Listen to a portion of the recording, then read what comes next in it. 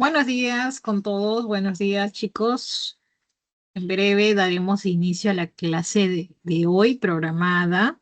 El tema a desarrollar corresponde a circulación y transporte. Muy bien, me van confirmando a través del chat si se logra visualizar y si se me logra escuchar, por favor, para dar inicio a la clase.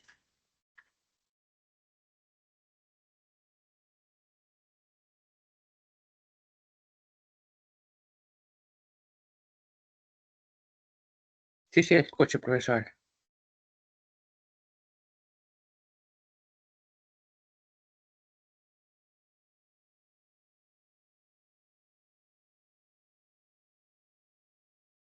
Muy bien, entonces vamos a comenzar la clase de hoy.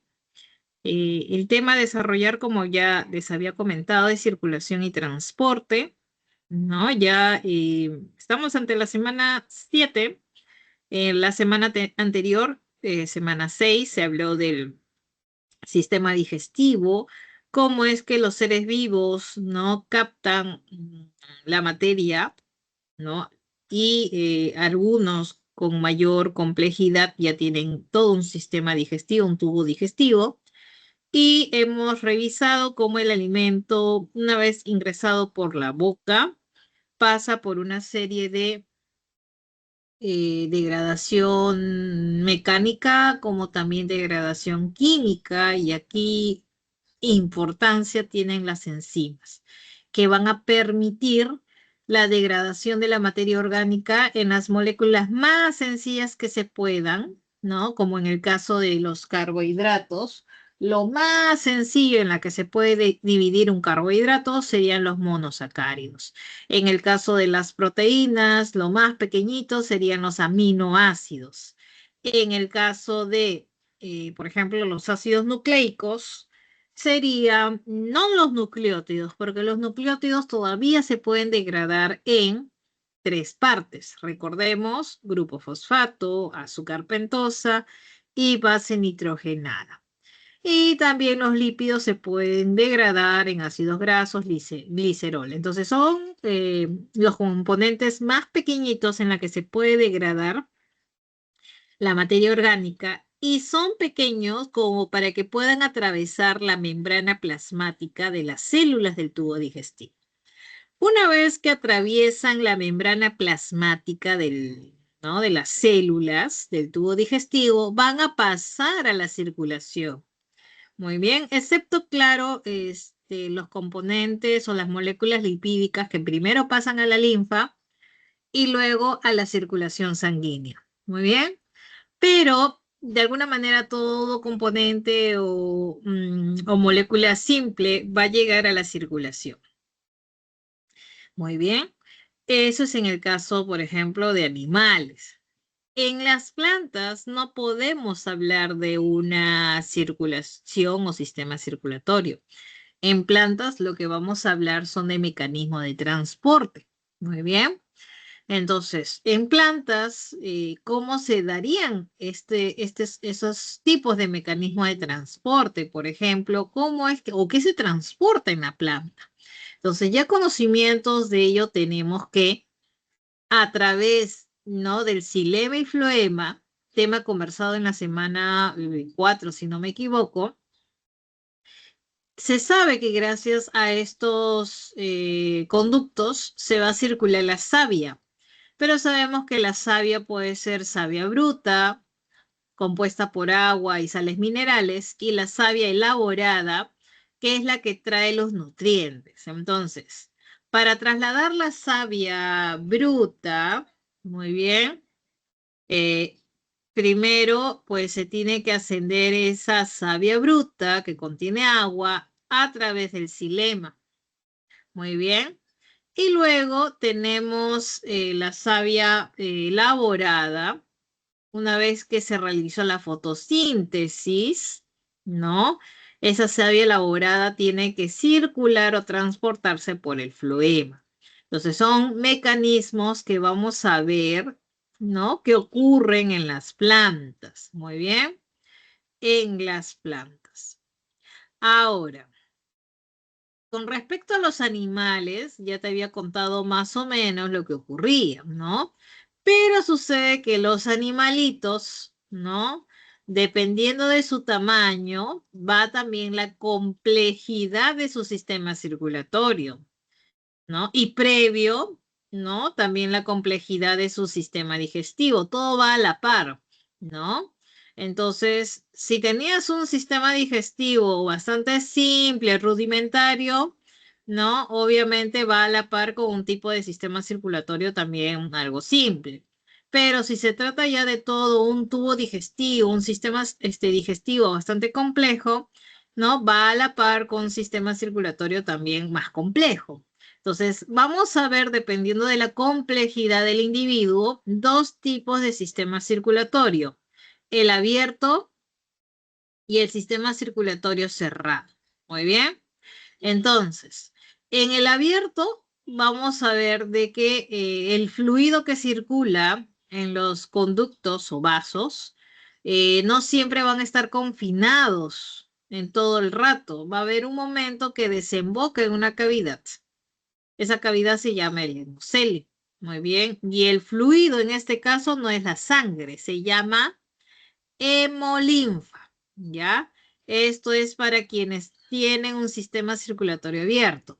Pero quienes tienen un sistema circulatorio cerrado, el fluido se llama sangre. Y se le llama cerrado porque la sangre siempre va a estar confinado en los vasos sanguíneos. Muy bien, siempre va a estar confinado en los vasos sanguíneos, ¿no? Por eso que se le llama cerrado. Muy bien, entonces esto es lo que vamos a hablar el día de hoy. Por un lado, se va a hablar de cómo se da el mecanismo de transporte en plantas y cómo es la circulación en los animales. Muy bien, vamos a ver cuál es el primer punto por aquí. A ver, dame un minuto.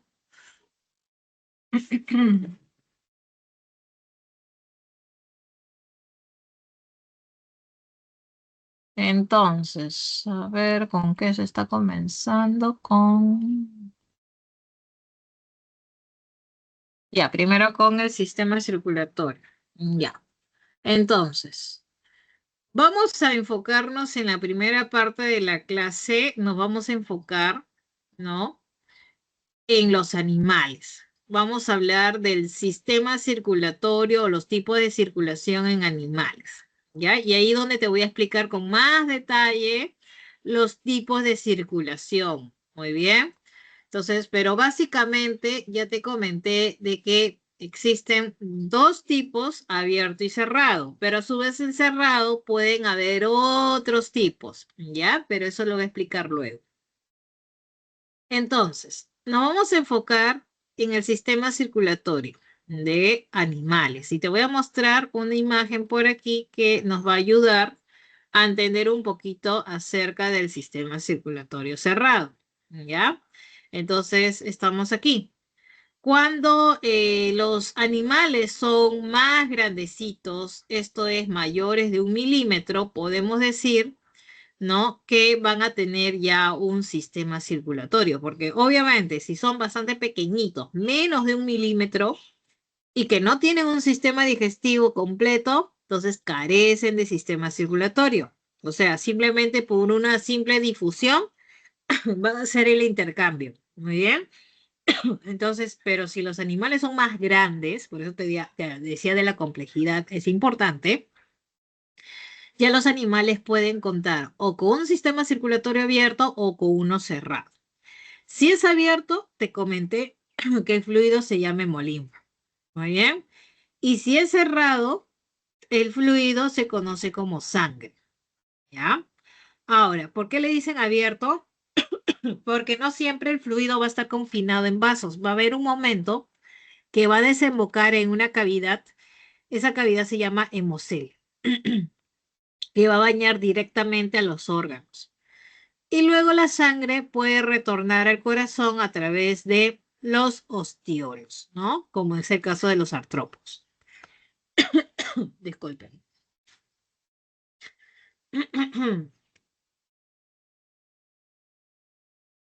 Entonces, ¿quiénes tienen sistema circulatorio abierto? Como decía tu material, lo presentan artrópodos, lo presentan moluscos, pero claro, dentro del grupo moluscos, los cefalópodos no.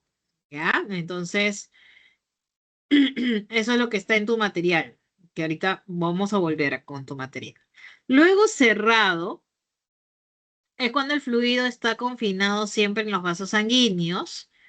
Y de esta manera se asegura una mejor vasoconstricción, vasodilatación, una presión alta. O sea, hay ventajas de tener un sistema circulatorio cerrado. Muy bien.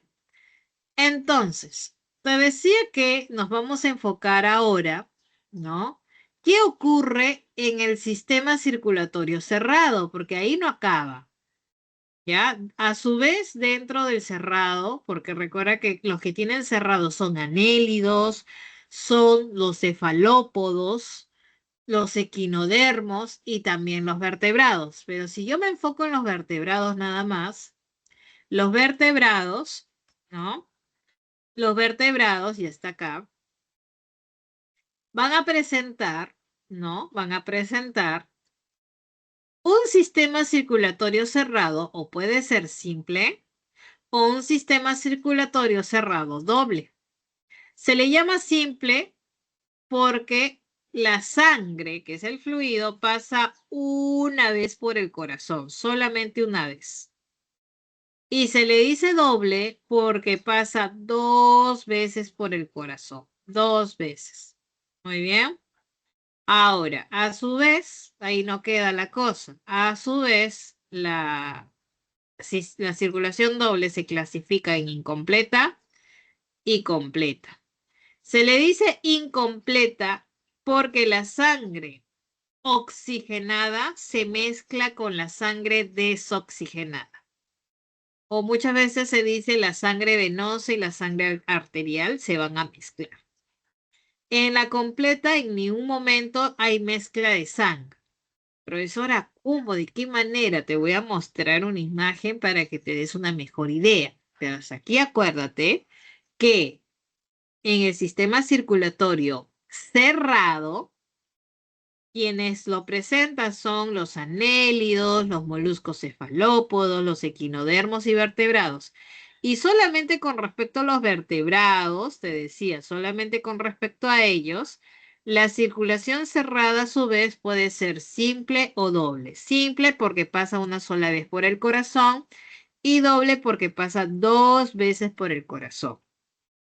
Y a su vez puede ser incompleta porque se mezcla la sangre y la completa porque no se mezcla la sangre. ¿Ya? Eso hay que tener claro para poder entender los siguientes esquemas y la explicación que se viene. ¿Ok? Hasta ahí todo claro, chicos. Me avisan. ¿Todo está claro? Sí, Muy Miss. bien. Perfecto. Entonces, vamos a enfocarnos, como te dije, en la circulación cerrada. Muy bien, entonces, estos son algunos ejemplos de animalitos que tienen circulación cerrada como también abierta, ¿no? Solamente para terminar este repaso. Los anélidos tienen cerrada. Los artrópodos, los insectos, por ejemplo, van a presentar abierta, ¿no?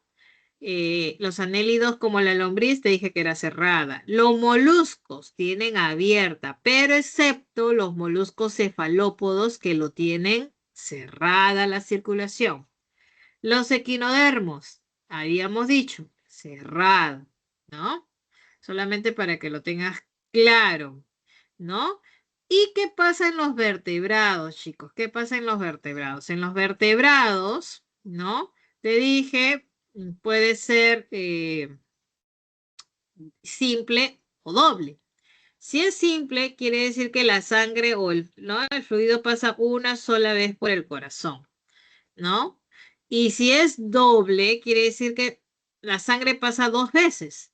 Pero en este caso estamos viendo que el corazón todavía está como que el corazón derecho y izquierdo tienen una especie de contacto, ¿no?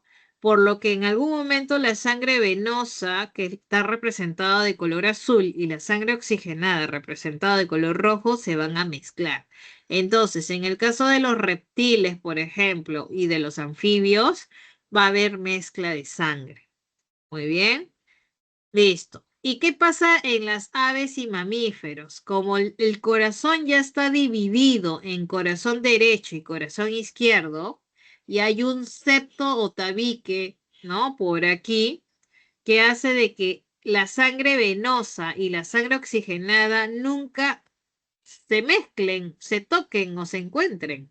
Por eso que decimos que aquí la circulación es completa, porque no hay mezcla. En cambio, aquí en los reptiles, en los anfibios, sí va a haber mezcla, debido a que el corazón derecho y el izquierdo todavía están unidos, no sea por un foramen o sea porque solamente hay un ventrículo, ¿no? Entonces, por N razones todavía hay comunicación entre ambos lados del corazón, entonces se mezcla la sangre. Entonces, repito, es simple cuando pasa una sola vez por el corazón, como en el caso de los peces. Es doble porque pasa dos veces por el corazón. Cuando hay mezcla es incompleta, cuando no hay mezcla es completa. Mezcla, incompleta. No mezcla, completa. Muy bien. Entonces, eso es lo que te quería mostrar. Me voy ahora de nuevo al material y me parece, ¿no? Que acá está, ¿no? Los mismos ejemplos que ya te mostré. En el caso de los insectos es abierta, en los anélidos es cerrada, ¿no? La circulación. Y por acá está la comparación nuevamente y lo voy a agrandar, ¿no? Nuevamente está esa comparación que se hacía acerca de los tipos de circulación cerrada. Si bien están confinados en vasos sanguíneos, la circulación puede ser simple o doble inicialmente, ¿no? Y aquí estamos viendo que como pasa una sola vez por el corazón, ¿no? En el caso de los peces es simple, ¿no? Porque pasa una sola vez por el corazón, es simple. En cambio, en mamíferos, aves, reptiles, anfibios, ya la circulación es doble. Muy bien, es doble. ¿Listo? Porque estamos viendo en este caso que la sangre venosa ingresa y luego, ¿no? Hay otra parte donde está la sangre oxigenada. Entonces pasa dos veces por el corazón. Pero ¿qué pasa en los anfibios y reptiles? Estamos viendo que el corazón todavía no está dividido en corazón derecho e izquierdo. Si bien hay una aurícula derecha, hay una aurícula izquierda, que son las cavidades superiores, estas de acá, son las cavidades superiores que estamos viendo por aquí. Todavía la cavidad inferior, que es el ventrículo, no está definido como ventrículo derecho e izquierdo. Hay un solo ventrículo. Y por esa razón es que hay mezcla de sangre. Muy bien, entonces decimos que sería doble e incompleto. Muy bien, porque hay mezcla de sangre. En cambio, estamos viendo por aquí, ¿no? Estamos viendo que hay una aurícula derecha, hay un ventrículo derecho bien definido, hay un tabique por acá que lo separa, ¿no? Que lo separa y que no está en contacto la sangre venosa, representada de color azul, con la sangre oxigenada, representada de color rojo, ¿no? Acá tenemos la aurícula, ¿no? Bien definida y acá el ventrículo también definido, ¿no? Entonces, por esa razón, como no se mezcla, decimos que la circulación allí es doble y completa. Muy bien, es doble y completa. Muy bien. Entonces, si deseas, puedes hacer captura, te doy un par de segundos. Y si en este momento hay alguna duda o consulta, ¿no? Levantas la manito o puedes escribirlo en el chat, ¿no? Cualquier consulta, duda, me lo haces llegar en este momento de lo que te acabo de explicar hasta este punto. ¿Listo? Muy bien, me avisas cuando ya has hecho la captura o ya pase a la siguiente información. Muy bien, y me pregunta por los peces. Muy bien, está perfecta la pregunta. Entonces, aprovecho, como ya esta idea está bastante clara. Si te preguntan con respecto a los peces, profesora, la circulación cerrada lo tengo claro. Es simple porque pasa una sola vez por el corazón, pero en este caso hay mezcla. Entonces, como solamente pasa una sola vez, no va a haber mezcla.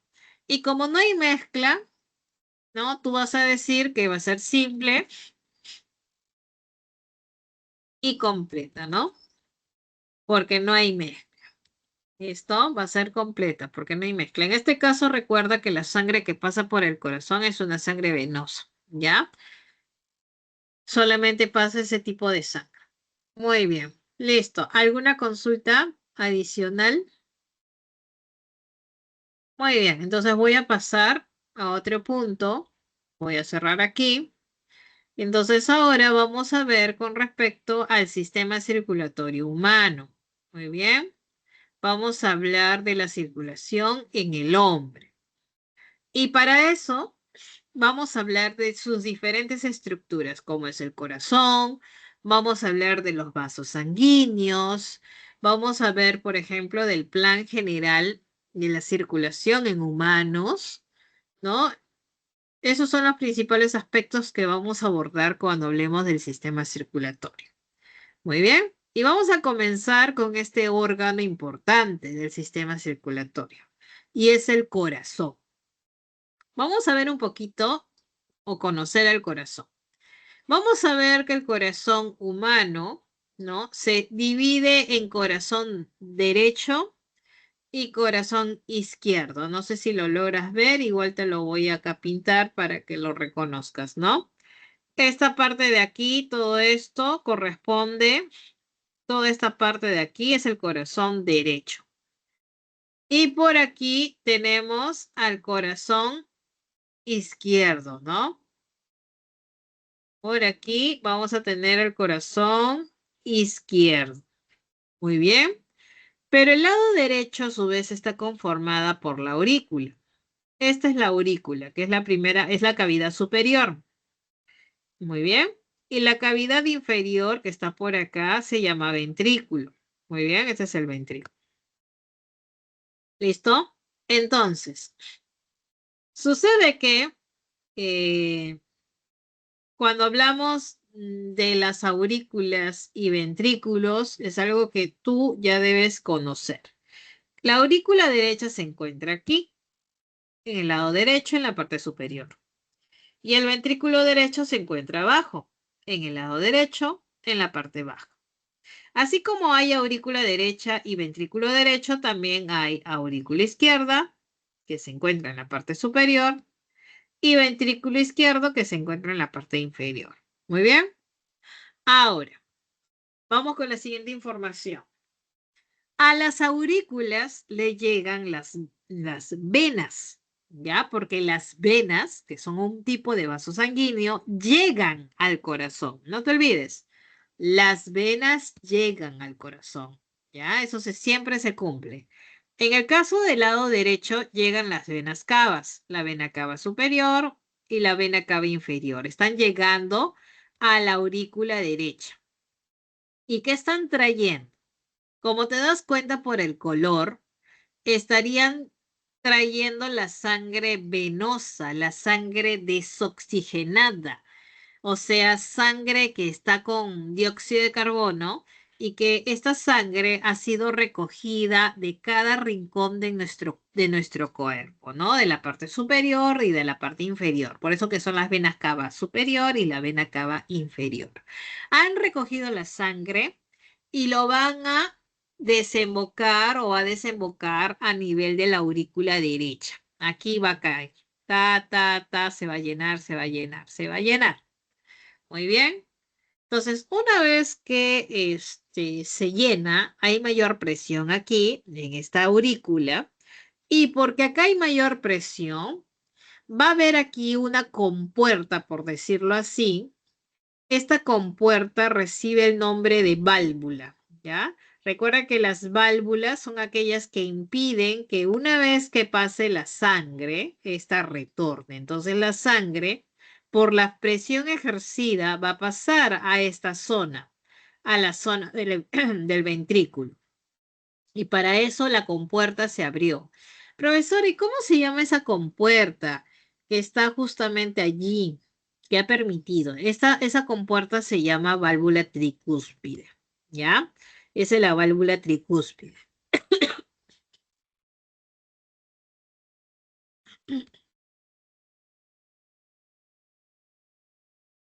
Entonces, disculpen, esta válvula tricúspide se ha abierto y ha pasado la sangre de la aurícula derecha al ventrículo derecho. Muy bien. Entonces, pasa la sangre y la presión en la aurícula disminuye y por ende esa compuerta, la válvula tricúspide, se cierra. En este momento la sangre ya se encuentra en la zona del ventrículo, se encuentra aquí. Entonces tú dirás, profesora, ¿ahora qué corresponde? Está aquí, ¿a dónde se tiene que ir, profesora? Si está contaminada, si está desoxigenada, chicos, ¿dónde se da el intercambio de gases? ¿Dónde se purifican nuestra sangre? ¿Dónde? En los pulmones, ¿cierto? Entonces la sangre tiene que salir del ventrículo hacia una arteria, ¿no? Esa arteria es la que se encarga de llevar la sangre y sale del corazón. Profesora, ¿y cómo se llama ese vaso sanguíneo? Entonces, este vaso sanguíneo que vamos a ver aquí, que sale del corazón, pero que lleva la sangre venosa al pulmón, se llama la arteria pulmonar. Por acá está el pulmón, ¿no? Y en el pulmón se da el intercambio gaseoso que ya conoces, ¿no? Entonces, en el pulmón se oxigena, ¿no? La sangre. Pero también, chicos, es propicio mencionarte que para que salga la sangre y ya no retorne, hay otra compuerta aquí. Es otra válvula que se ha aperturado porque ha habido un cambio de presión. Entonces, esa válvula se llama válvula sigmoidea pulmonar porque está en la base de la arteria pulmonar, ¿ya? Entonces, esta válvula, como te digo, es una compuerta que evita que la sangre se retorne, ¿no? No se tiene que retornar la sangre, no está bien que retorne la sangre. Entonces, esta compuerta se cierra una vez que terminó de salir la sangre y la presión disminuyó en el ventrículo. Muy bien, la sangre se va al pulmón. En el pulmón ocurre el intercambio gaseoso y la sangre ahora oxigenada va a retornar al corazón, obviamente. Y su retorno lo hace a través de las famosas venas pulmonares. Las venas pulmonares, recuerda que las venas llevan o llegan al corazón. En este caso, la vena pulmonar, su nombre lo dice, ¿no? Vena pulmonar va a estar llevando sangre que proviene del pulmón. Entonces, esta sangre ya está oxigenada. Esta sangre está lista para ser repartida a cada rincón, pero llega primero a la zona de la aurícula izquierda. Muy bien. Y luego, cuando la presión, ¿no? Aquí se ha aumentado, se abre la compuerta. Esta compuerta que está aquí, porque hay otra compuerta, otra válvula. Esta válvula se llama bicúspide, se abre, la sangre pasa, ahora el ventrículo. Y ahora se va llenando, se va llenando, se va llenando hasta que la presión en la aurícula disminuye, se cierran las compuertas, la válvula bicúspide y ahora la sangre se encuentra aquí en el ventrículo. Entonces en el ventrículo está la sangre, pero esta sangre, ya sabes, tiene que ser repartida a cada rincón del cuerpo.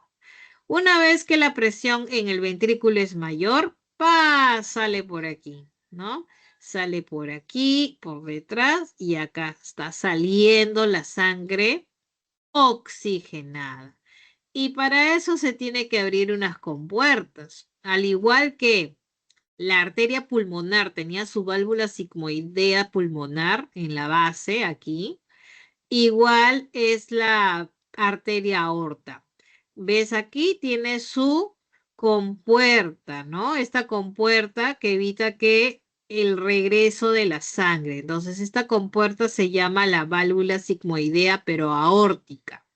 Entonces, sale la sangre, sale hasta que se acaba y la compuerta se cierra para evitar que la sangre otra vez retorne, porque no debe retornar. Muy bien. Y dices, profesora, ¿y por qué yo veo acá ramificaciones? Porque recuerda que va a cada rincón del cuerpo, va a la cabeza, va al brazo, a las piernas, a los diferentes órganos. Entonces la arteria aorta luego se ramifica en otras arterias, que generalmente el nombre de esas arterias están relacionadas con el órgano o destino a donde va a llevar esa sangre oxigena. Muy bien, chicos. Hasta aquí todo está claro. Muy bien, todo está claro. Voy a hacer un último repaso de esta parte para que quede, ¿no? Fijo la idea. Muy bien. Entonces yo voy a ir lanzando preguntas. Si tú deseas, puedes participar en el chat. Evita activar audio. Participa en el chat. Muy bien, entonces, ¿qué decíamos de las venas? ¿Las venas llegan al corazón o salen del corazón? Las venas. ¿Las venas salen o llegan al corazón?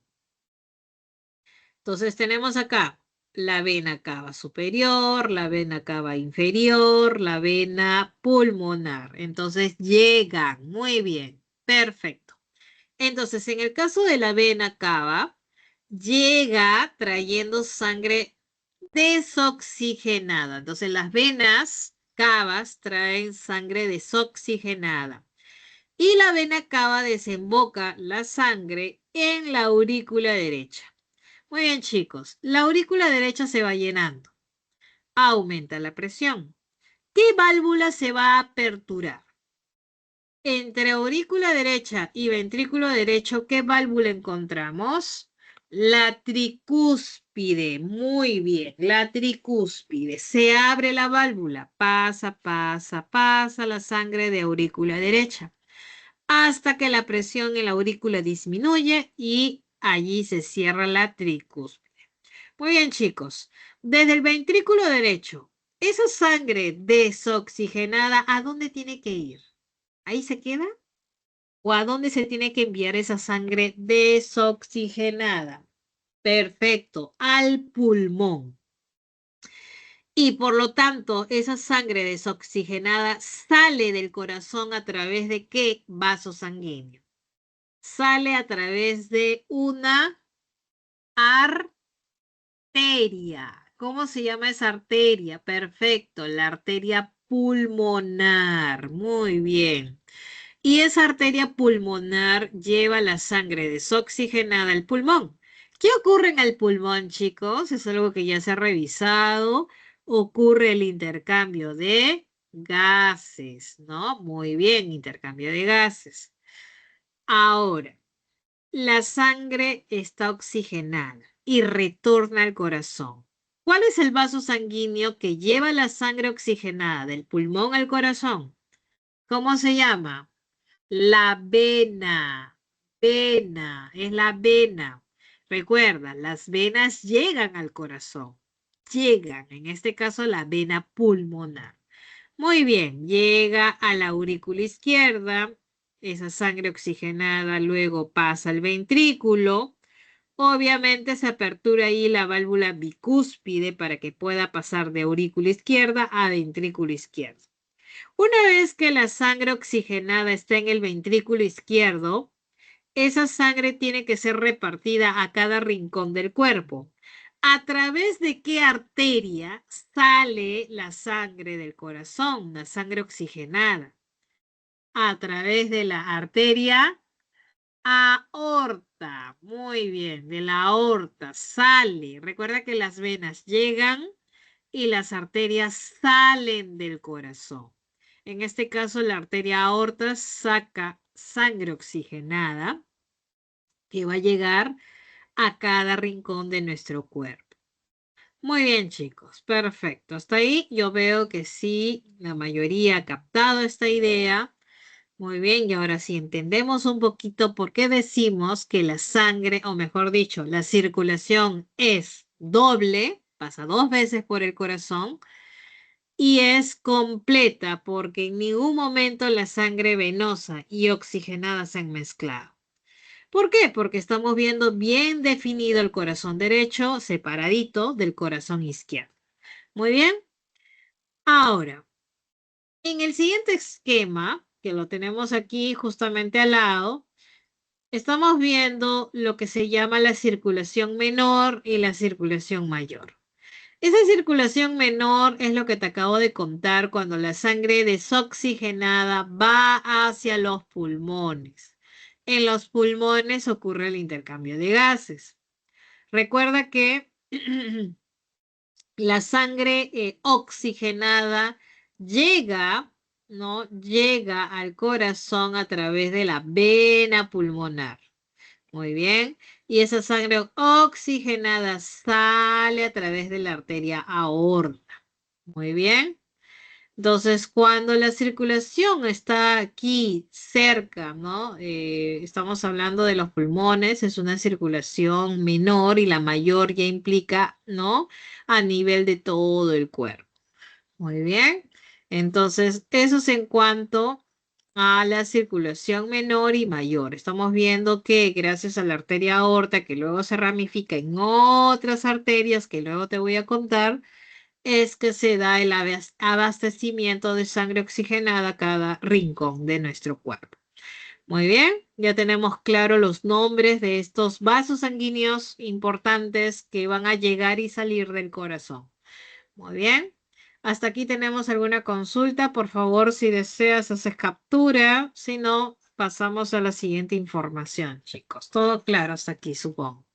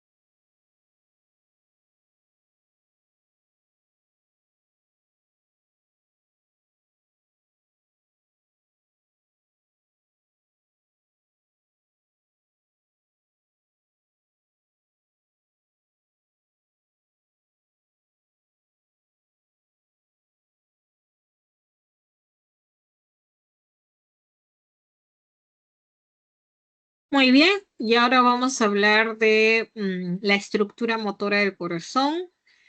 Viene a ser ese sistema de conducción del corazón que se va a componer pues de células especializadas que van a generar y van a transmitir los impulsos eléctricos para coordinar la contracción muscular del corazón. Recordando que la musculatura presente en el corazón es una musculatura estriada, ¿cierto? No era lisa, ¿no? Era estriada cardíaca. Pero hay un punto en el corazón ubicado alrededor de la aurícula derecha, que es el nódulo sinusal, que actúa como un marcapaso natural, el cual genera el impulso inicial, ¿no? A nivel de la aurícula derecha. Pero este impulso se propaga a las aurículas y luego va descendiendo, como estamos viendo por aquí, desciende, ¿no? A nivel de el haz de His, ¿no? Va descendiendo ¿Listo? Acá está el haz de His, ¿no? Y se divide en dos ramas, como estamos viendo por acá, en dos ramas, para poder enviar la señal a los ventrículos. Muy bien. Entonces, finalmente las fibras de Purkinje que se encuentran aquí en la base se encargan de distribuir el impulso rápidamente por las paredes ventriculares, ¿no? Por acá. Y provoca esto una coordinación más, o una contracción más coordinada. Muy bien. Entonces, eso es en cuanto a estas estructuras importantes, ¿no? En la parte motora del corazón. Repito, el nódulo sinusal es importante, ubicado en la aurícula derecha, corresponde a un marcapasos, ¿no? Un marcapasos natural, ya que este genera el impulso inicial. Muy bien. Em, Luego, su función de este nódulo es mantener la frecuencia, el ritmo cardíaco adecuado para una circulación eficiente. Como te dije también, hay la participación de estos internodales, ¿no? Importantes para que comuniquen hacia la rama de His, ¿no? Que es un grupo de fibras especializadas que transportan el impulso eléctrico desde el nódulo sinusal hasta los ventrículos. Muy bien, listo. Y acá estamos viendo un nódulo importante, que es el nódulo auriculoventricular. ¿Ya? Desde ahí hacia los ventrículos está pasando el impulso eléctrico. Entonces, esta rama o haz de His tiene dos subdivisiones o ramas. Es la rama derecha y la rama izquierda. La rama izquierda lleva el impulso al ventrículo izquierdo y la derecha al ventrículo derecho. Las fibras de Purkinje, ya te mencioné, son células musculares cardíacas que forman una red en las paredes del ventrículo, ¿no? Y la función, ya te mencioné, es distribuir rápidamente el impulso eléctrico por toda la masa muscular de los ventrículos. Entonces, esto asegura que la contracción sea coordinada. Muy bien, chicos, esto es con respecto a la estructura motora del corazón. Muy bien, listo, chicos. Vámonos a la siguiente. Y vamos a hablar a continuación del ciclo cardíaco, ¿no? Para terminar de hablar del corazón, es importante hablar de este ciclo que corresponde a un conjunto, ¿no? No solamente eventos hemodinámicos, también son eventos eléctricos, entre otros, que va a sufrir el corazón. Entonces, el ciclo cardíaco viene a ser pues esta secuencia de eventos de contracción y de relajación que ocurren en cada latido del corazón para poder bombear la sangre. Muy bien. Entonces, se compone de dos fases principales, que es la diástole, que es la parte de relajación, y la sístole, que es la contracción. ¿De qué? De los ventrículos, para poder expulsar la sangre, ¿no? Hacia los pulmones, como también al resto del cuerpo, como hemos visto, ¿no? Los ventrículos, en este caso derecho e izquierdo, van uno a expulsar la sangre al pulmón y el otro hacia todo el cuerpo, ¿no? Entonces vamos a ver las diferentes etapas, comenzando con la primera. Tú sabes que una vez que las aurículas están llenas, porque recuerda, la sangre, ¿no? A nivel de las venas cavas han llegado a la aurícula izquierda, ¿no? Y luego tenemos por aquí, ¿no? En la zona de la, déjame un ratito, voy a regresar acá al corazón. Perdón, derecho es el lado azul, ¿no? Derecho, entonces estábamos viendo hace un momento que las venas cavas, acá está la vena cava ya llevó sangre al corazón y lo llevó a nivel de la aurícula derecha. En paralelo, la vena pulmonar trajo la sangre oxigenada del pulmón y lo ha aquí depositado en la aurícula izquierda, ¿ya? Entonces, volvemos al esquema de abajo, ¿no? Entonces, en el esquema de abajo estábamos viendo de que ya las aurículas están llenas, ¿no? Tanto la derecha como la izquierda. Entonces, las venas cavas han llevado la sangre contaminada, desoxigenada, y la vena pulmonar, ¿no? Ha desembocado, ¿no? La sangre oxigenada en la aurícula, ¿no? Izquierda. Entonces, cuando la presión en las aurículas es mayor respecto a los ventrículos, te dije que las válvulas se van a aperturar, ¿no? Las válvulas se aperturan. ¿Para qué? Para que la sangre se vaya llenando al ventrículo.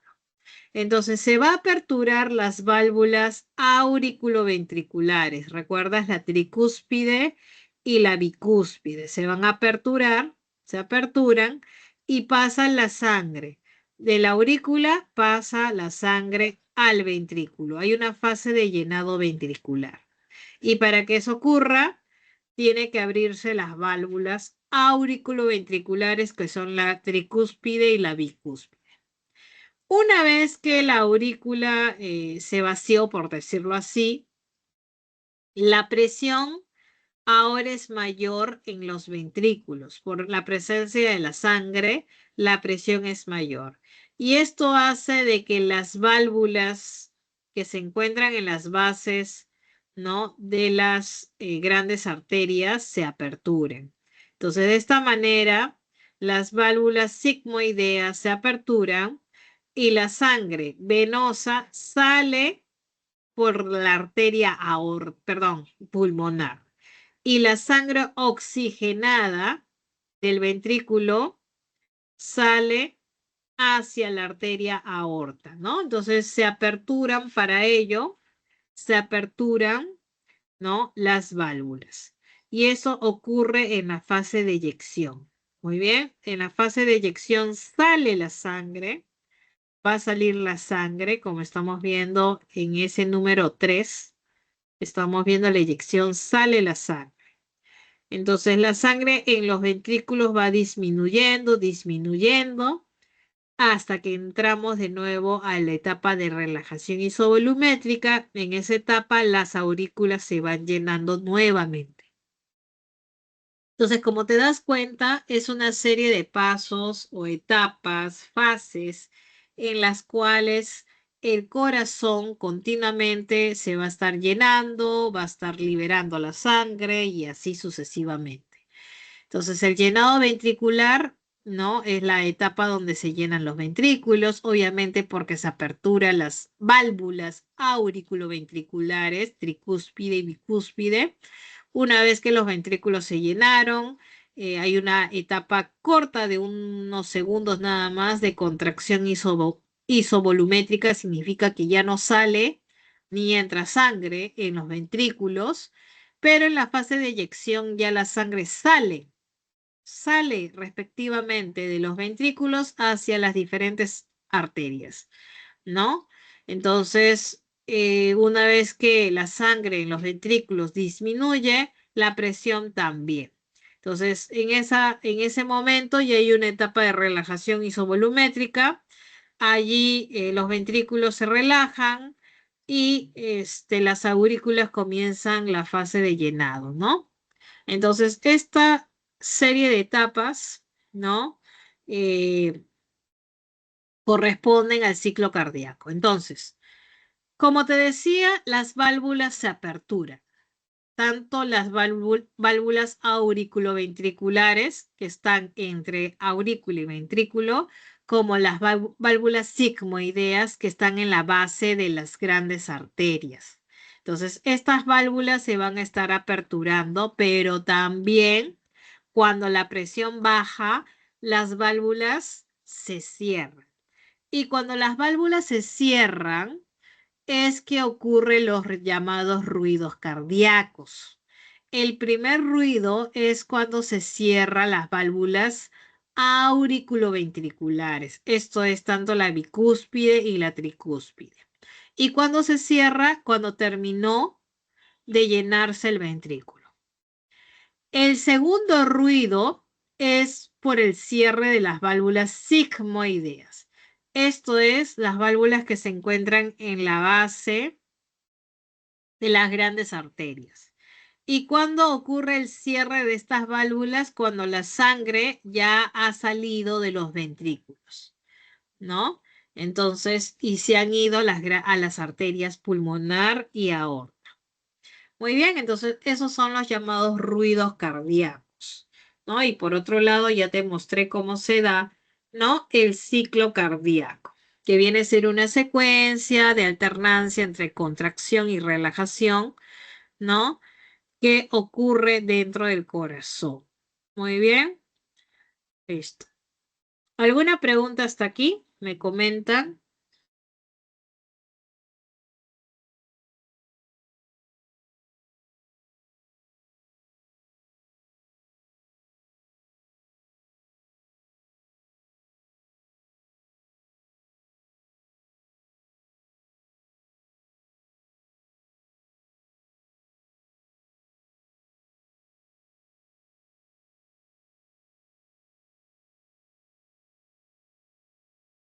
Muy bien, vamos a hablar ahora de los vasos sanguíneos. Muy bien. Los vasos sanguíneos son de tres tipos.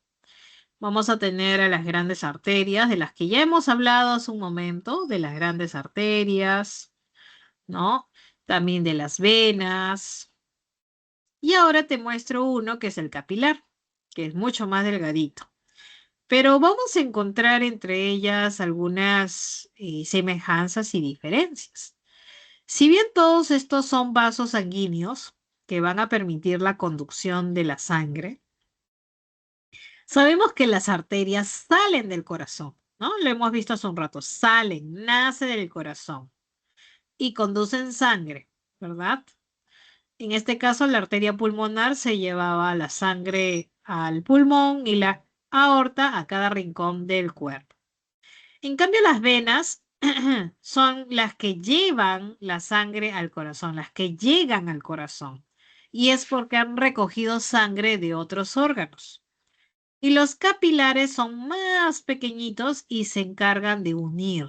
Se encargan de unir arterias y venas. Por eso que lo vemos por aquí, ¿no? A los capilares.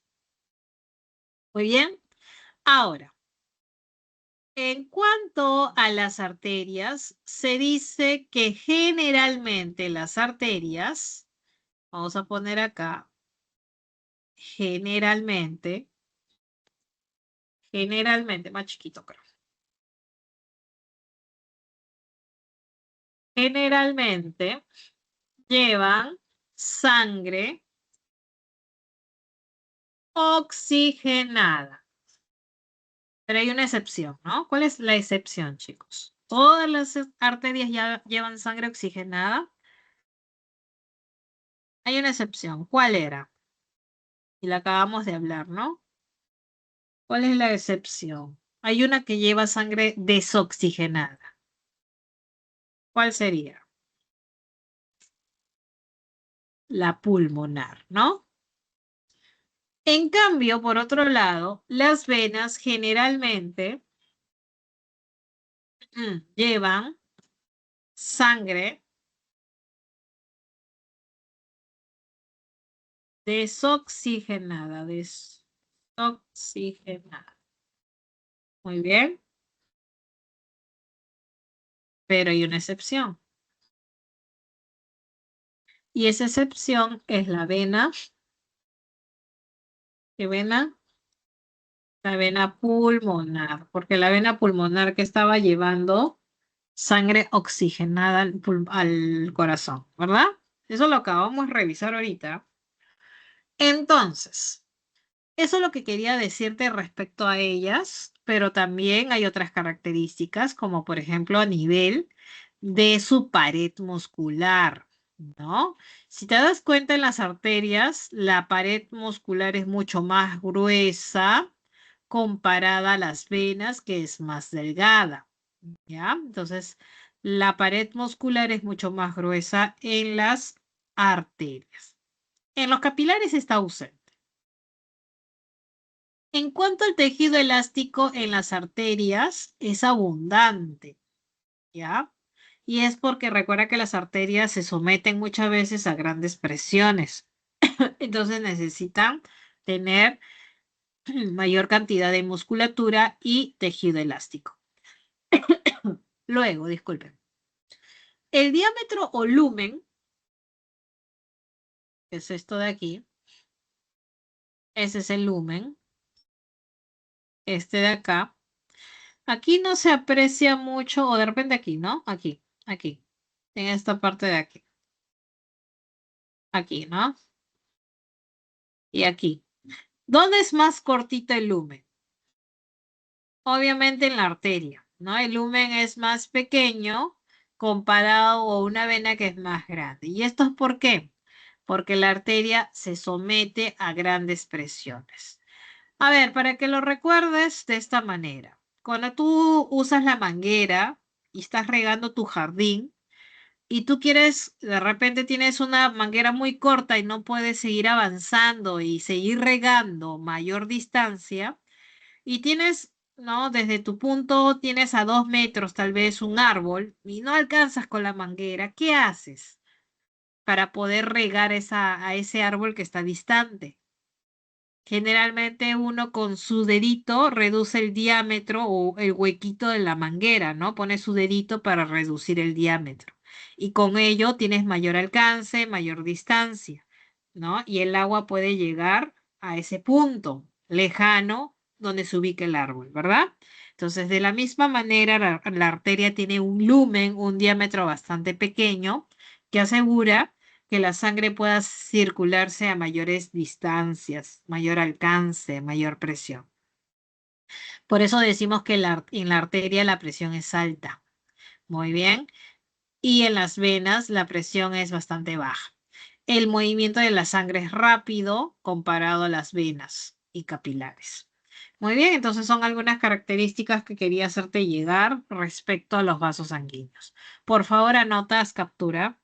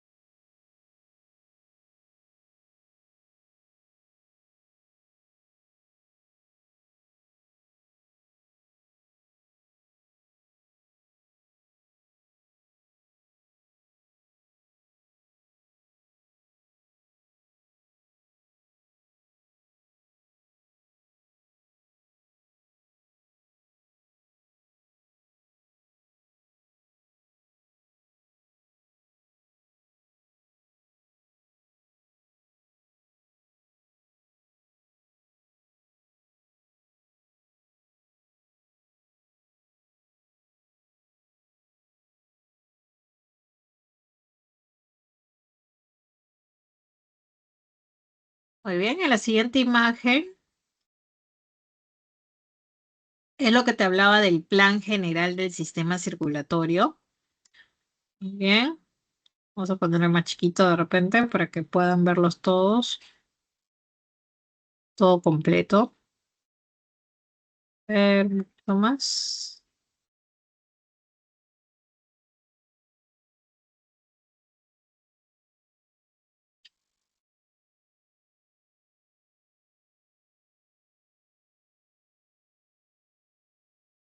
Muy bien, entonces eso corresponde al plan general del sistema circulatorio humano. Muy bien. Me dan un minuto, un segundo.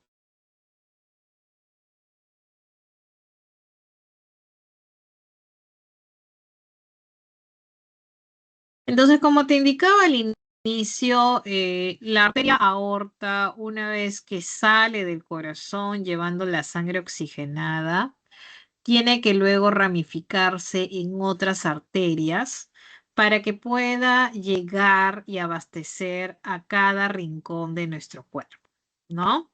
Entonces, recuerda que nuestro sistema circulatorio se parece bastante como una red de tuberías, ¿no? Y un motor para transportar sangre oxigenada y nutrientes por todo nuestro cuerpo. Entonces, pero también así como te dije de la arteria aorta, ¿no? Que se ramifica y llega a cada rincón. Por ejemplo, si llega a nivel de la cara, cabeza, están las arterias carótidas. Si está, por ejemplo, a nivel de la zona del abdomen, tenemos la arteria abdominal o la arteria que llega al hígado, la arteria hepática o al estómago, la arteria gástrica. O sea, de alguna manera las arterias reciben el nombre, ¿no? Del órgano al cual va a abastecer, ¿no? De sangre oxigenada. Pero así como hay arterias, también vamos a encontrar venas para cada zona que se va a encargar en este caso de recoger la sangre desoxigenada. Por ejemplo, en la parte de la cara tenemos la yugular, en la parte superior tenemos la vena cava superior, ¿no? Tenemos también la vena cava inferior, la vena porta del hígado, la vena mesentérica, la vena renal y así sucesivamente.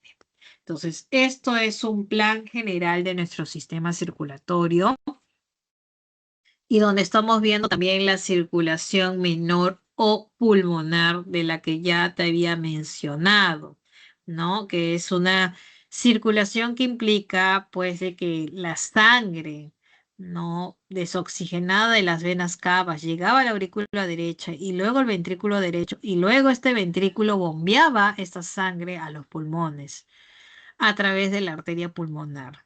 Y como ya sabemos, en los pulmones ocurría justamente el intercambio de gases, la sangre oxigenada regresaba al corazón por las venas pulmonares a través de la aurícula izquierda. Entonces, esto correspondía a la circulación menor o pulmonar.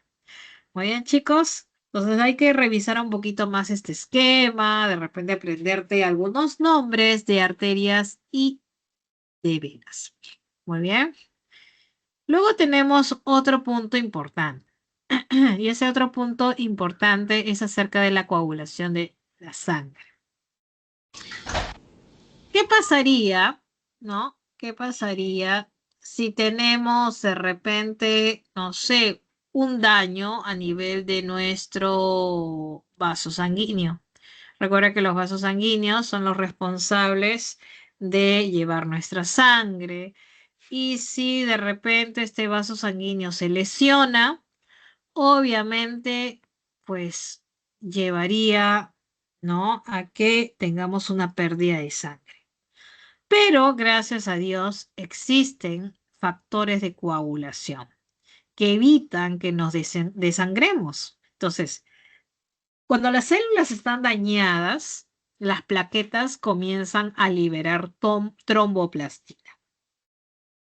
Recuerda que nuestras plaquetas son, son componentes de la sangre relacionados con la coagulación. Recuerda que las plaquetas no son células, sino son fragmentos celulares que van a liberar tromboplastina ante una célula dañada. Y ante la presencia de vitamina K y también ante la presencia de calcio, esa tromboplastina va a convertir, ¿no? Va a convertir la trombina, perdón, va a convertir la tromboplastina, convierte la protrombina en trombina. Muy bien.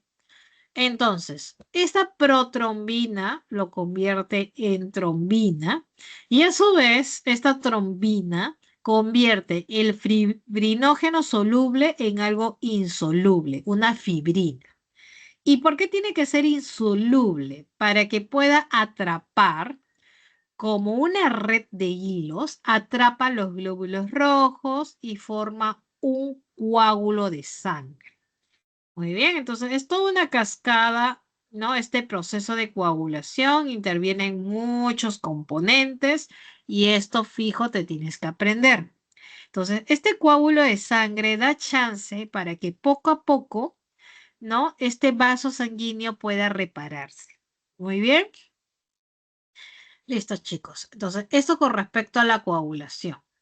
Obviamente, si tienes problemas en la coagulación, ¿no? Pueden haber casos como los hemofílicos, que ya es una enfermedad genética que justamente no sintetiza un factor de la coagulación, perdón, y por lo tanto no coagula la sangre correctamente. Muy bien.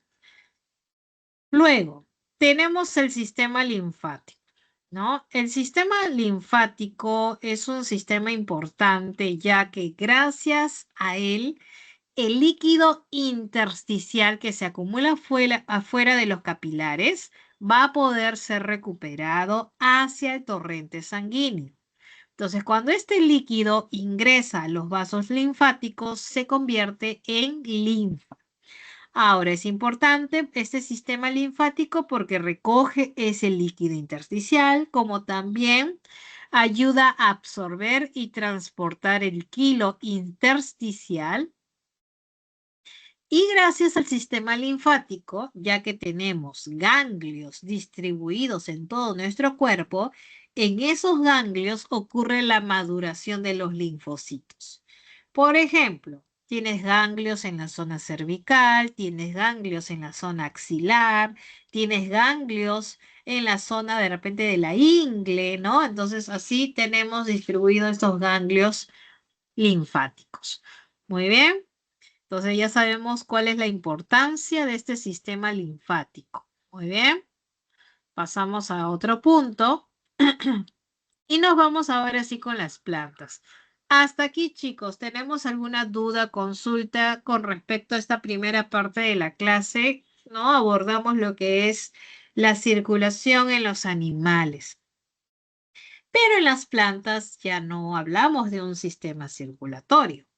En las plantas hablamos ya de un mecanismo de transporte.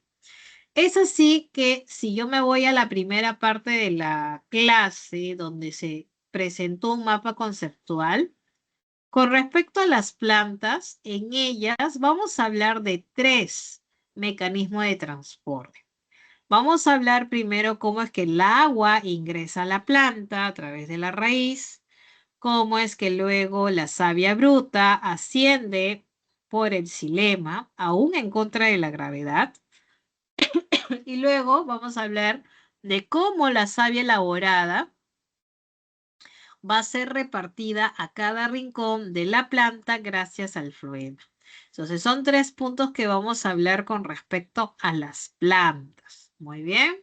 Entonces vámonos con el primer punto. Vamos a hablar, ¿no? Del ingreso del agua por la raíz. Muy bien, eso vamos a hablar en este momento.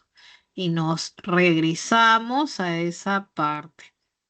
Estamos por aquí y aquí no es. Aquí, ¿no? Entonces vamos a hablar del mecanismo de transporte a nivel de las plantas. Muy bien. Sucede que para que el agua ingrese a través de la raíz, ¿no? Tú sabes que el agua puede ingresar a través de estos pelos radiculares. Estos pelos que son como unas prolongaciones a nivel de la raíz y a través de esas estructuras es que el agua puede ingresar hacia la planta. Pero sabemos, chicos, que el agua debe acumularse o llegar a un punto, a un tejido que se va a encargar de transportar. Ese tejido objetivo, por decirlo así, es el xilema, porque sabemos que el xilema es el tejido conductor que va a transportar el agua y las sales minerales. Pero para poder el agua llegar a ese objetivo que se encuentra casi en la parte central, lo tenemos aquí, si hacemos un corte transversal, acá está el xilema. Entonces el xilema es el tejido conductor del agua. Entonces aquí, ¿no? El agua tiene que llegar, pero ¿cómo lo hace? Si el agua ingresó a través de los pelos radiculares, el agua puede circular gracias a dos vías. Estas vías se llama la vía apoplasto y la vía simplasto. Profesora, ¿y cuál es la diferencia? Por la vía simplasto, que la vemos por aquí, la simplasto, el agua puede viajar entre las células, o sea, atraviesa, ¿no? Atraviesa las paredes celulares. Pasa el agua, pasa, atraviesa las paredes y va pasando. Uy, disculpa, va pasando, ¿no? Entonces, de esta manera llega un momento en que se encuentra con un tejido llamada el endodermo, ¿no? Y va a encontrarse con ciertos engrosamientos llamado pues las bandas de Caspari. Muy bien. Entonces, las bandas de Caspari, ¿no? Son estructuras que le van a permitir, o mejor dicho, van a evitar, ¿no? Que el agua pueda circular libremente, porque las bandas de Caspari son bastante impermeables, ¿no?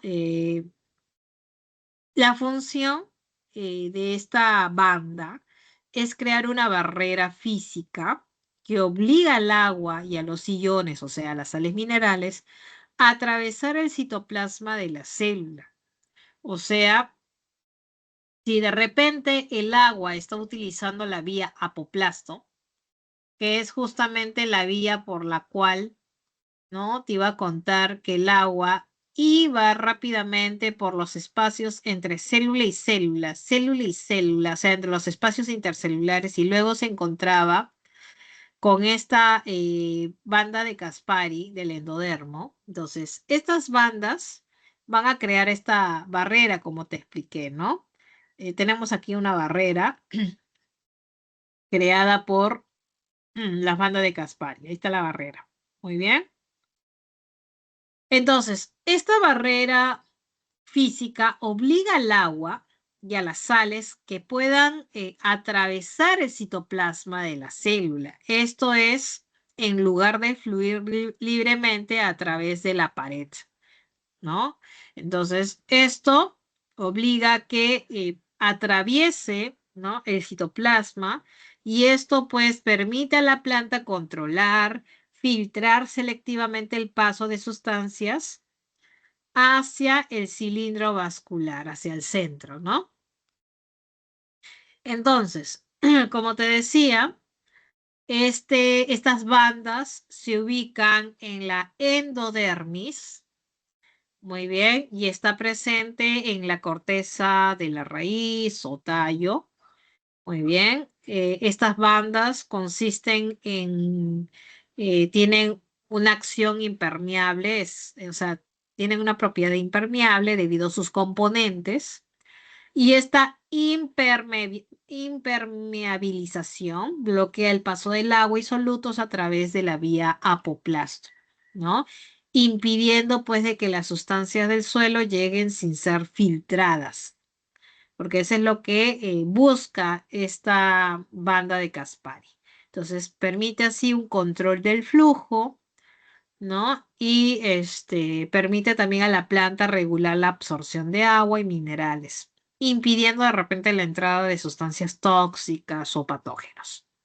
Muy bien, entonces, esto asegura que todo el agua que se mueve hacia el cilindro vascular, o sea, hacia el xilema, debe hacerlo obligatoriamente a través de la vía simplástica, es decir, al interior de las células. Entonces, esta es la razón de la presencia de estas bandas de Caspar.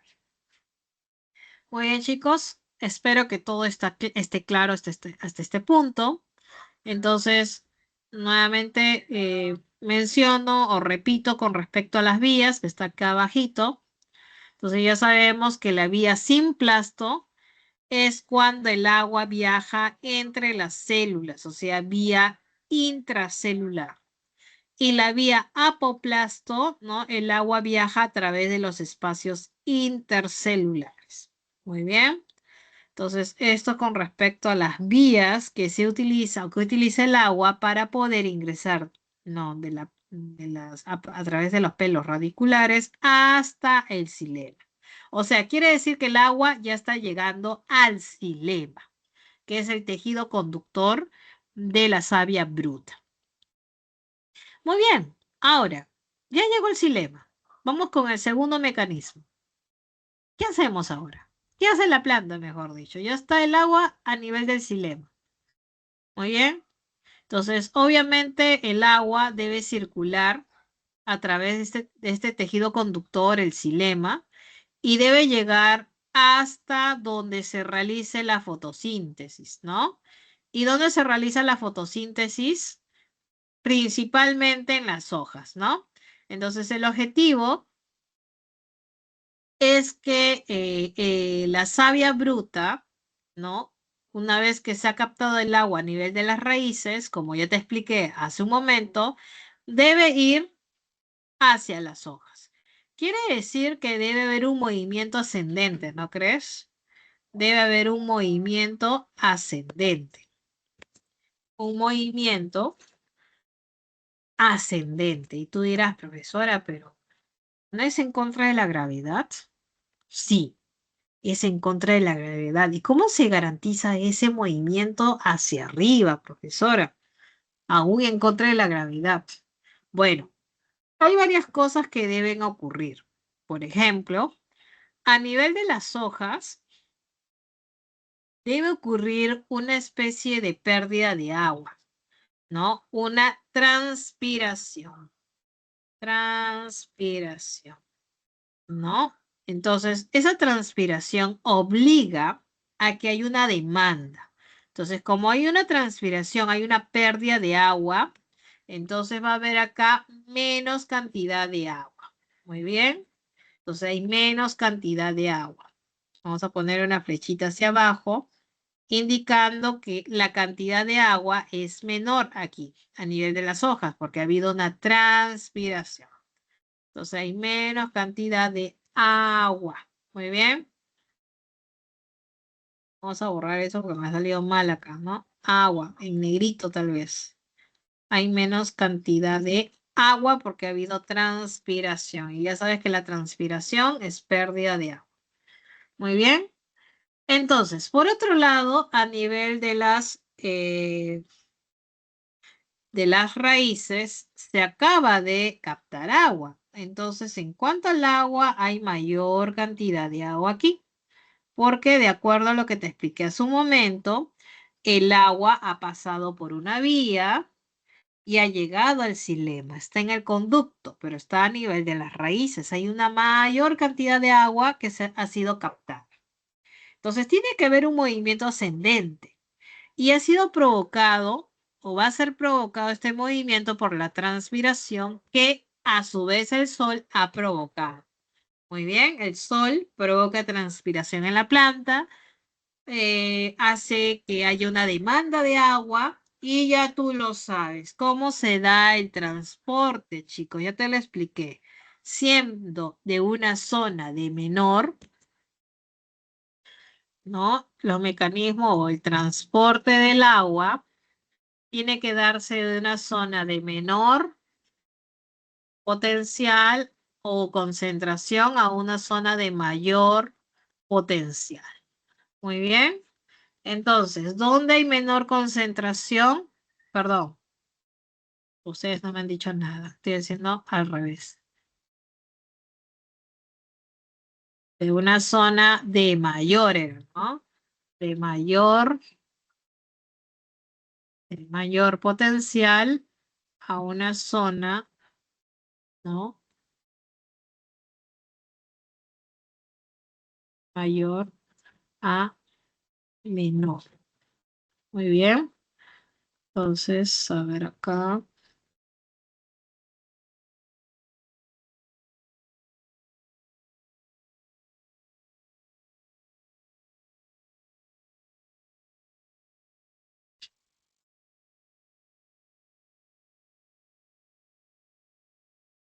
¿Listo? Entonces el transporte siempre se da de una zona de mayor a una zona de menor. ¿Te acuerdas? Siempre se busca llegar al equilibrio.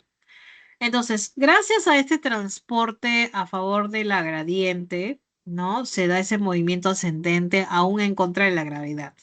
Y esto es provocado porque el Sol ocasionó la transpiración y con ello la demanda o la necesidad de agua para que pueda ocurrir, ¿qué cosa? La fotosíntesis. Entonces, aquí lo dice, ¿no? Número 1, el vapor de agua difunde hacia el exterior, o sea, ha habido una transpiración.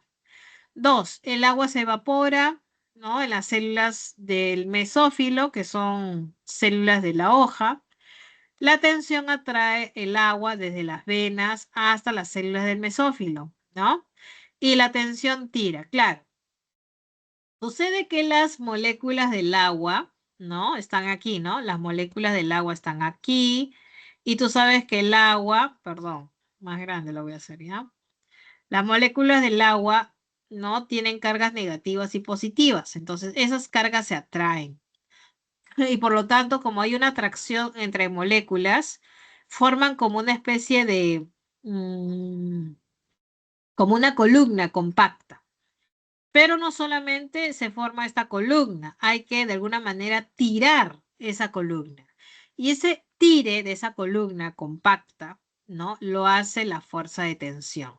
Entonces la tensión tira de esa columna hacia arriba, ¿no? Y hacia afuera en el xilema de las venas de las hojas. Entonces la tensión tira de la columna de agua hacia arriba en el xilema de tallos y raíces. Entonces las moléculas de agua forman esta columna cohesiva, claro. Dado que las moléculas tienen estas cargas positiva y negativa, forman una columna compacta, una columna cohesiva, y que gracias a la fuerza de tensión es que se tira y se va hacia arriba. Muy bien, hacia arriba. Muy bien, entonces el agua se va a mover por ósmosis, como ya te dije, de una zona de mayor a una zona de menor.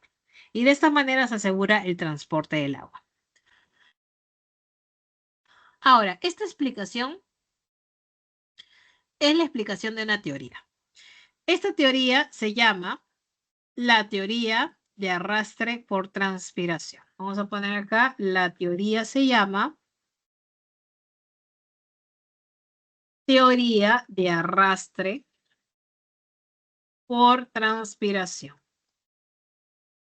De arrastre por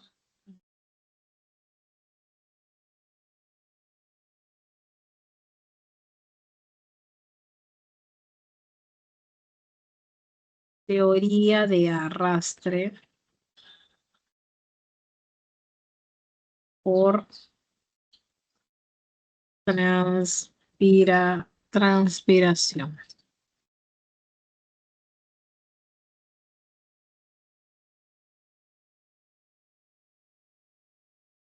¿Listo? Anotamos, chicos, por favor.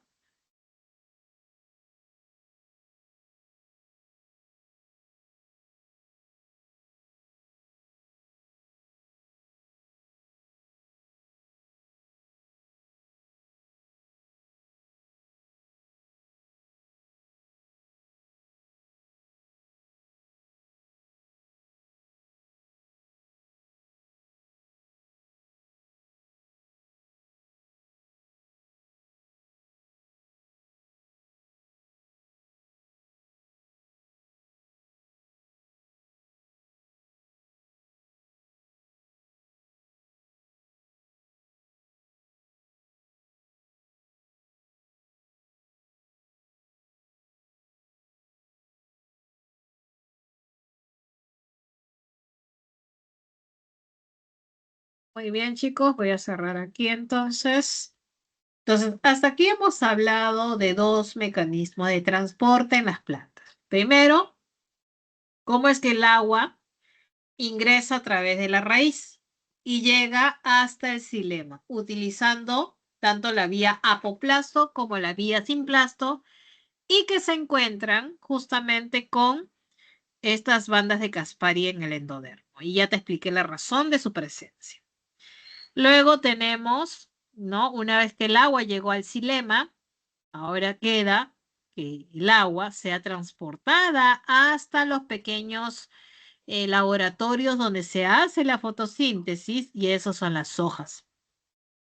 Entonces, para llevar el agua desde la raíz hasta las hojas, debe haber un movimiento ascendente, aún en contra de la gravedad. Entonces, ello se explica a través de una teoría llamada la teoría de Rutherford por transpiración, donde el origen viene a ser justamente la radiación solar que causa la transpiración del agua y por ende la demanda de agua hacia, o mejor dicho, la demanda de agua en las hojas, lo que hace que el agua pueda moverse por ósmosis desde la raíz hasta las hojas en movimiento ascendente. Además, también es ayudado por las fuerzas de cohesión, de tensión y la de cohesión de las moléculas de agua. Muy bien. Y listo, una vez que el agua llega a las hojas realizan el proceso de fotosíntesis y ahora se han producido las moléculas orgánicas. Tenemos ya la savia elaborada. La savia elaborada ahora tiene que ser repartida a cada rincón de la planta, ¿no lo crees?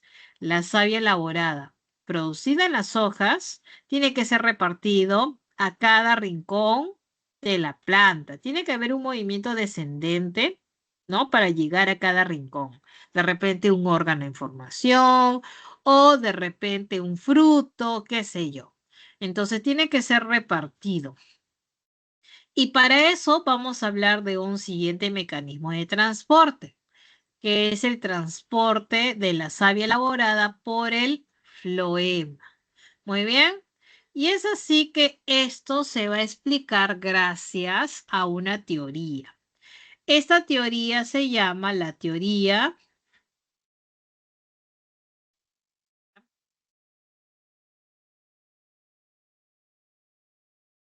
Déjame ver si acá hay una mejor imagen.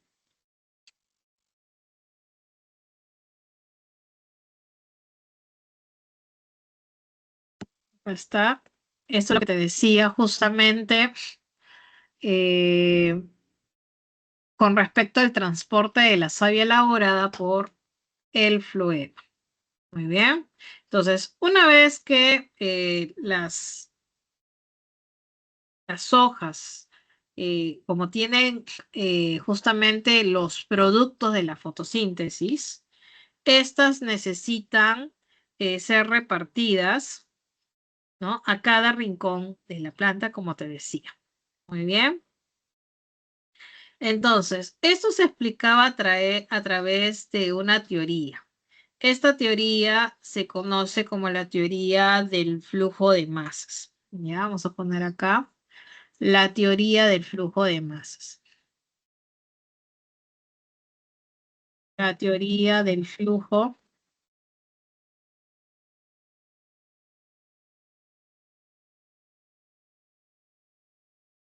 en la cual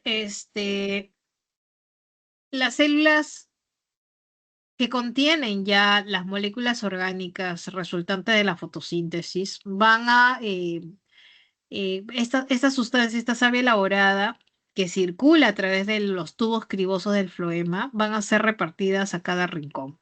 Y para ello, nuevamente se aplica la regla del transporte, que viene a ser, por ejemplo, si acá en las hojas la concentración de moléculas orgánicas es mayor, en cuanto a moléculas orgánicas, claro, ¿no? Entonces hay mayor en cuanto a moléculas orgánicas, glucosa, aminoácidos, entre otros, quiere decir que en otras zonas de necesidad, como por ejemplo un órgano en formación, un fruto en desarrollo, entonces vamos a decir que en otra parte de la planta hay menor o hay demanda de moléculas orgánicas. Y por esa diferencia, ¿no? En la concentración es que se va a dar el transporte de estas moléculas, ¿no? Por la diferencia en la concentración. Recuerda que siempre es de una zona de mayor a una zona de menor. Entonces, de esta manera se asegura el transporte de las moléculas orgánicas. Entonces, esto se explicaba a través de la teoría del flujo de masas. Muy bien. Acá también está la misma imagen, ¿no? Donde estamos viendo de cómo se da el movimiento, ¿no? De los glúcidos o de moléculas orgánicas de manera general. Muy bien. Desde el lugar donde está, o sea, el lugar fuente, hasta los lugares de demanda, ¿no? Por ejemplo, puede ser la célula de una raíz o la célula de algún fruto en formación, etc., etc.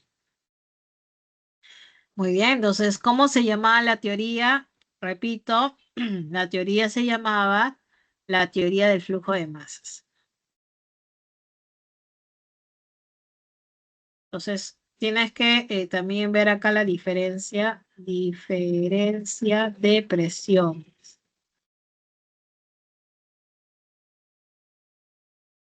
entre la fuente y el lugar de utilización. Que son, por ejemplo, raíces, órganos en formación, algún órgano en reparación, qué sé yo. Entonces, de esta manera se justifica el transporte de la savia elaborada, chicos. Hacemos captura, por favor.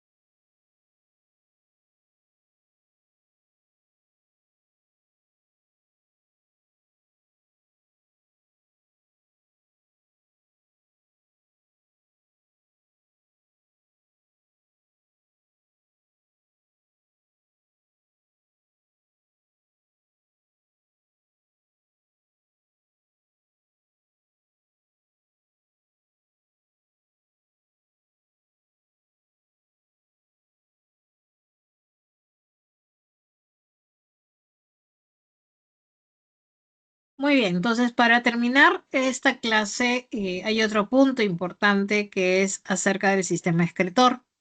Recuerda que en algunos animalitos este proceso de excreción asegura eliminar todo desecho del metabolismo mediante la orina, sudor, lágrimas.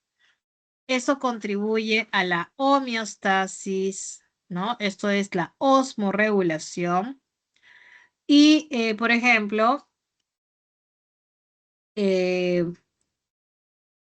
la excreción puede variar dependiendo del organismo. Por ejemplo, si es un protozoario, la excreción es bastante sencilla, como ¿no? una simple difusión, o en los nidarios también una simple difusión, pero a medida que aumenta la complejidad en los individuos, ¿no? Ya tienen ciertas estructuras especializadas, como por ejemplo en los platelmintos la presencia de protonefridios, en los anélidos la presencia de nefridios, en los insectos la presencia de tubos de Malpighi, en nosotros los vertebrados la presencia ya de riñones.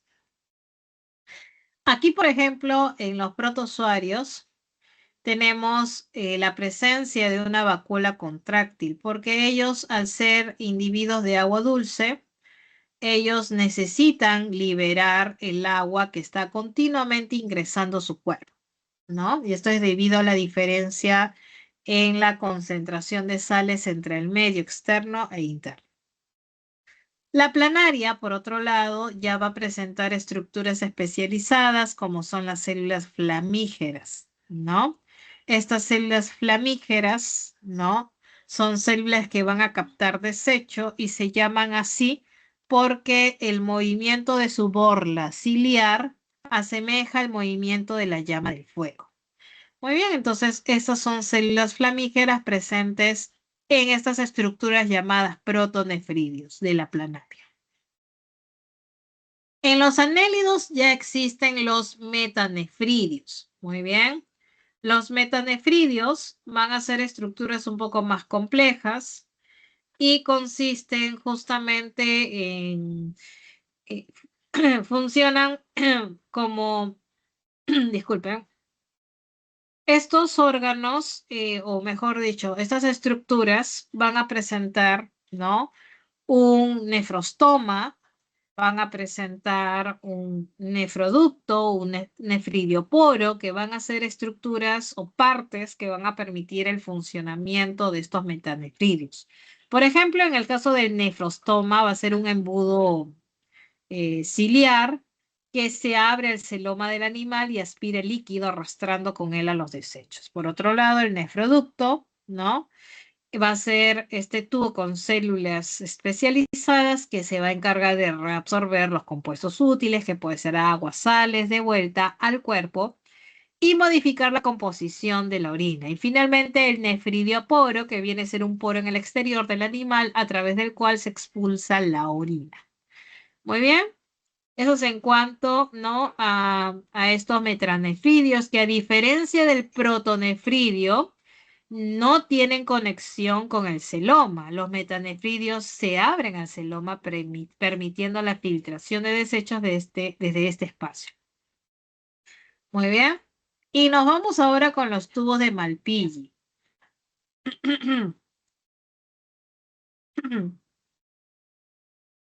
Los tubos de Malpighi, ¿no? Son estructuras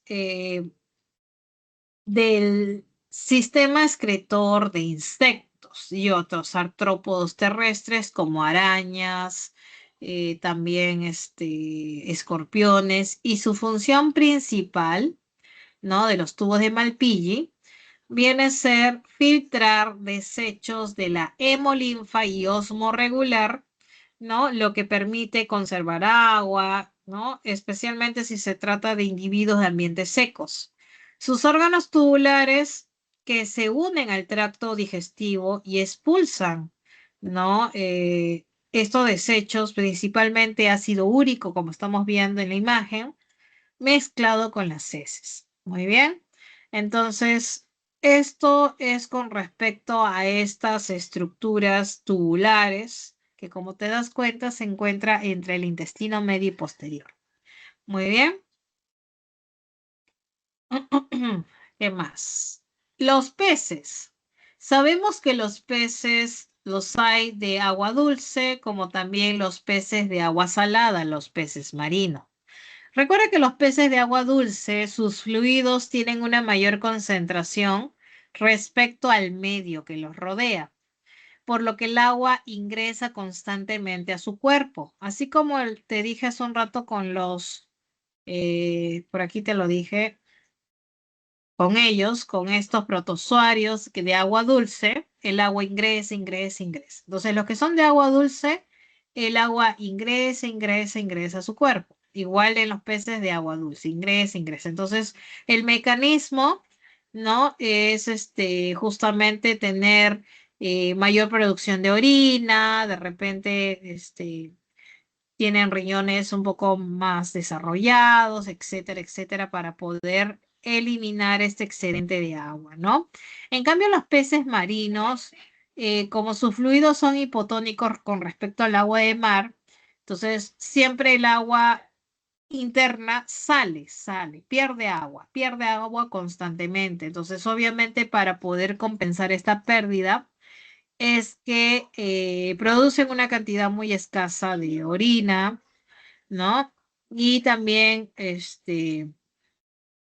ellos expulsan activamente cloro y egreso activo o pasivo de sodio, por ejemplo, ¿no? Entonces, Estos son mecanismos que ellos han ganado para poder contrarrestar, ¿no? Estos eventos de justamente de ingreso o de salida de agua, debido al ambiente o el entorno en que se encuentra. Muy bien, entonces ya sabes, pececitos de agua dulce ingresa el agua. El de agua salada o marina sale constantemente el agua. Muy bien. Y acá rápidamente vámonos con el sistema excretor humano, ¿no? Recuerda que nuestro sistema excretor principalmente están los riñones. Estos riñones son los órganos representativos, los cuales están conformados por más de 1 millón de nefrones, que son las unidades estructurales y funcionales de la excreción, del sistema excretor, ¿no? Entonces, si bien sabemos que cuando vemos un riñón vamos a ver una zona externa llamada corteza, tenemos por acá la zona de la corteza, por aquí, pero también vamos a tener una zona medular por aquí, ¿no? Perdón. Vamos a tener una zona medular. Entonces, dependiendo de eso, vamos a poder reconocer, ¿no? En los nefrones, que por ejemplo tenemos aquí, ¿no? La zona de los túbulos contorneados se van a encontrar en la zona de la corteza, junto también con la cápsula, o mejor dicho, con los túbulos, la cápsula de Bowman y el glomérulo, que ambos hacen lo del Malpighi, ¿no? La cápsula de Malpighi. Y luego tenemos aquí, en esta parte de aquí, tenemos a la zona, todo esto es la zona de la médula, ¿no? En la zona de la médula, entonces vamos a encontrar el asa de Henle, por ejemplo, ¿no? Entonces, ¿cuáles son las partes del nefrón? Por si no te lo he dicho, es los túbulos contorneados, tanto proximal, el asa de Henle, el túbulo contorneado distal, y acá está justamente, ¿no? Esta estructura, ¿no? Que es la cápsula de Malpighi, conformada por la cápsula de Bowman y el glomérulo. Muy bien. Son estructuras o partes del nefrón. Entonces, si vamos a ver un poquito acerca de su funcionamiento, ¿no? O la fisiología durante la formación de la orina, muy bien. Sucede que en la formación de la orina van a participar esas estructuras. Muy bien. Se produce, como te dije, en los riñones a través de estos 3 procesos llamados filtración, reabsorción y secreción. Muy bien. Son 3 eventos principales que van a implicar pues la eliminación de desechos y el exceso de agua de la sangre. De manera general, en la filtración, el plasma sanguíneo se filtra para poder eliminar desechos y agua. Se produce a nivel del corpúsculo de Malpighi, el corpúsculo renal, donde el plasma sanguíneo se filtra a través de la membrana, permitiendo que el agua, las sales minerales, ¿no? Y solutos pequeños, como también la glucosa y aminoácido, puedan pasar a la cápsula de Bowman, mientras que las proteínas, recuerda, la proteína y las células sanguíneas no puedan atravesar, se quedan en la sangre. El resultado de la filtración es justamente un filtrado glomerular, que es similar al plasma sanguíneo, pero sin proteínas grandes. O sea, nada grande puede filtrarse. Luego, como el filtrado es bastante abundante, se necesita recuperar varias cosas. Entonces, este filtrado glomerular pasa a los túbulos renales, donde la mayor parte del agua, el 99%, y los nutrientes como glucosa, aminoácidos, vitaminas y algunos iones, vuelven a recuperarse, se reabsorben y regresan a la sangre. Este proceso viene a ser crucial para poder conservar las sustancias en nuestro cuerpo, porque los necesitamos todavía. Y en la parte de secreción, ¿no? Es lo contrario a la reabsorción, ¿no? En el filtrado aún están en los túbulos. Recuerda que mientras que el filtrado aún está en los túbulos renales, los riñones eliminan activamente sustancias de desecho adicionales. como por ejemplo creatinina, amonio, potasio o algunos fármacos de nuestra sangre. Recuerda que por la secreción es de manera activa, un transporte activo que se gasta energía. Muy bien, y esto es porque sí o sí, ¿no? Sustancias en la sangre deben eliminarse, deben ser excretados a través de la orina. Muy bien, finalmente la excreción, el filtrado que queda en los túbulos después de la reabsorción y la secreción se denomina orina. Y la orina va a ser transportada desde los riñones hasta la vejiga a través de los uréteres, ¿no? Entonces se almacena en la vejiga para que luego sea pues expulsado la orina. Entonces, estos son rápidamente, te he mencionado sobre las diferentes etapas en la fisiología urinaria, ¿no? Que conlleva la formación de la orina. Muy bien, chicos, hay que repasar bien este punto. Y me parece que ahora por fin vienen los ejercicios de clase. Dado que me queda muy poco tiempo, vamos a pasar rápidamente. Ya, te voy a dar las claves, porque creo que el receso es que ya es ahorita casi. La clave de la 1 está en la de dado. 1 de dado. Esto, déjame ver acá que había una corrección en la pregunta. Vamos con la 2, mientras que voy ubicando la pregunta 2. La clave es la E. 2E. 3. La clave es la E.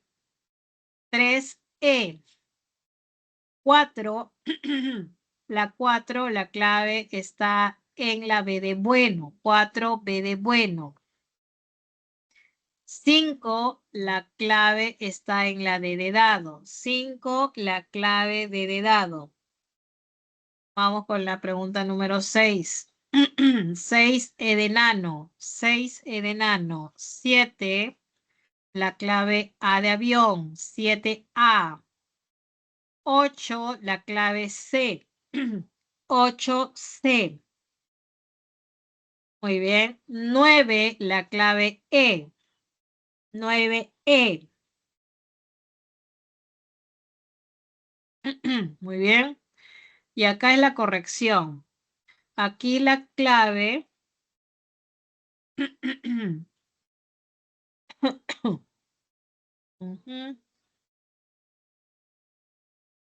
la clave aquí de la 10, la corrección es la E, 10E.